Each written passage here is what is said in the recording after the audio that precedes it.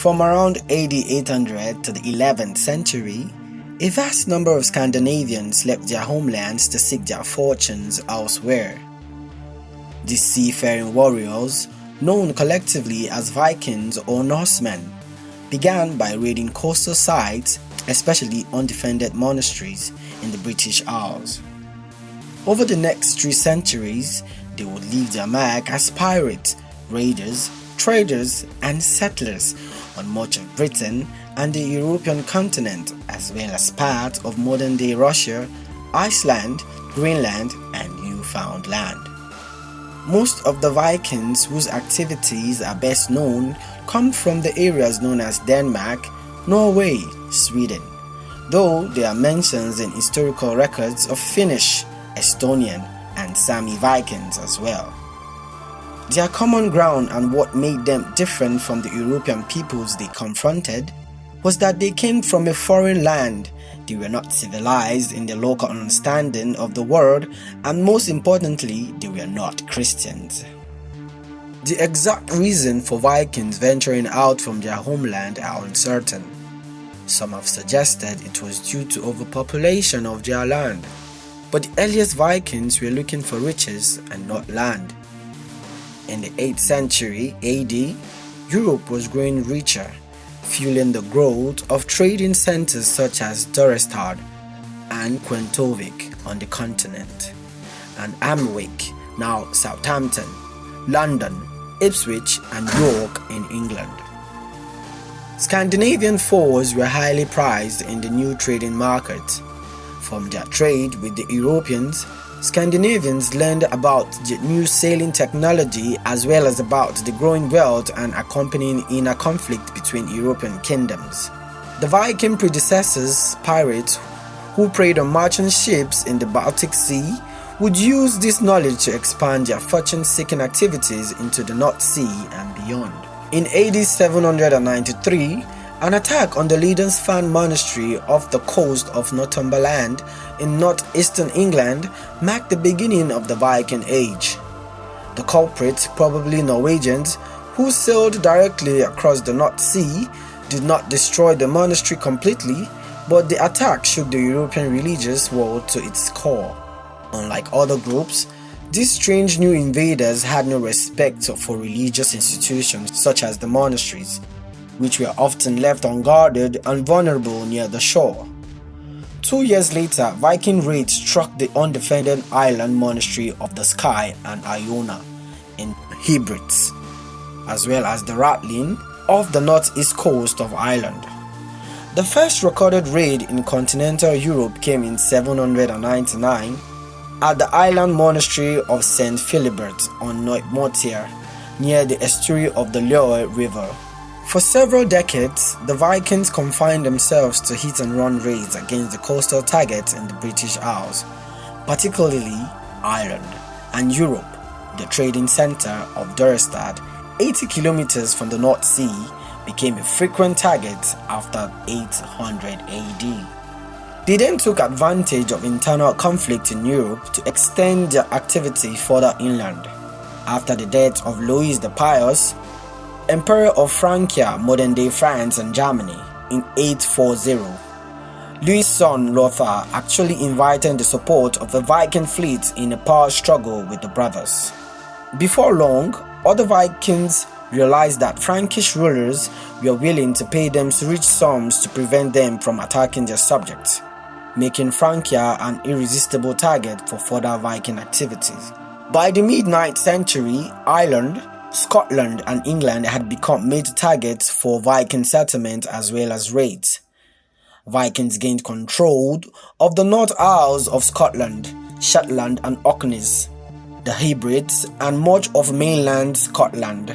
They founded Ireland's first trading towns, Dublin, Waterford, Wexford, Wicklow, and Limerick, and used their base on the Irish coast to launch attacks within Ireland and across the Irish Sea to England. When King Charles the Bald began defending the West Francia more energetically in 862, fortifying towns, abbeys, rivers, coastal areas, Viking forces began to concentrate more on England than Francia. In the wave of Vikings attack in England after 851, only one kingdom, Wessex, was able to successfully resist. Viking armies, mostly Danish, conquered East Anglia and Northumberland and dismantled Mercia, while in 871 King Alfred the Great of Wessex became the only king to decisively defeat a Danish army in England. Leaving Wessex, the Danes settled to the north in an area known as Danelaw. Many of them became farmers and traders and established York as a leading mercantile city. In the first half of the 10th century, English armies led by the descendants of Alfred Wessex began reconquering Scandinavian areas of England.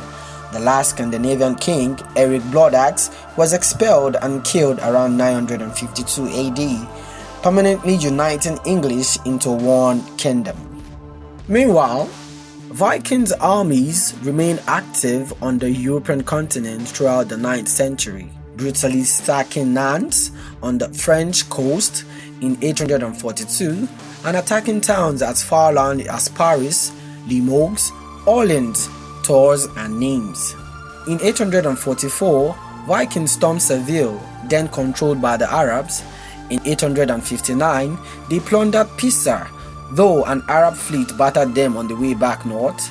In 911, the West Frankish king granted Rouen and the surrounding territory by treaty to a Viking chief called Rollo in exchange for the later denying passage to the Seine to other raiders. This region of northern France is known as Normandy, or Land of the Northmen. In the 9th century, Scandinavians, mainly Norwegians, began to colonize Iceland, an island in the North Atlantic where no one had yet settled in large numbers. By the late 10th century, some Vikings, including famous Eric the Red, moved further westward to Greenland. According to the later Icelandic histories, some of the early Viking settlers in Greenland, supposedly led by the Viking hero Leif Erikson, son of Eric the Red, may have become the first Europeans to discover and explore North America. Calling their landing place Vinland, also known as Wineland, they built a temporary settlement at Laxalt's Meadows in modern-day Newfoundland. Beyond that, there is little evidence of Vikings' presence in the New World. The mid-10th century reign of Harald Bluetooth as king of a newly unified, powerful and Christianized Denmark marked the beginning of a second Viking age. Large-scale raids, often organized by royal leaders, hit the coast of Europe and especially England, where the line of king descendants from Alfred the Great was faltering. Harald's rebellious son Sven Vokberd led Viking raids on England beginning in 991 and conquered the entire kingdom in 1013, sending King Ethelred into exile. Sven died the following year, leaving his son Knut to rule a Scandinavian empire comprising England, Denmark and Norway on the North Sea. After Knut's death, his two sons succeeded him, but both were dead by 1042, and Edward the Confessor, son of the previous non-Danish king, returned from exile and regained the English throne from the Danes. Upon his death without heirs in 1066, Harold Godwinson, the son of Edward's most powerful noble, laid claim to the throne. Harold's army was able to defeat an invasion led by the last great Viking king Harald Hardadad of Norway at Stamford Bridge near York, but fell into the forces of William, Duke of Normandy. Crowned King of England on Christmas Day in 1066, William managed to retain the crown against further Danish challenges. The event of 1066 in England effectively marked the end of the Viking Age. By that time, all of the Scandinavian kingdoms were Christian, and what remained of Vikings culture was being absorbed into the culture of Christian Europe. Today, signs of the Viking legacy can be found mostly in the Scandinavian origins of some vocabularies and place names in the areas in which they settled, including northern England, Scotland and Russia. In Iceland, The Vikings left an extensive body of literature, the Icelandic sagas, in which they celebrated the greatest victories of their glorious past.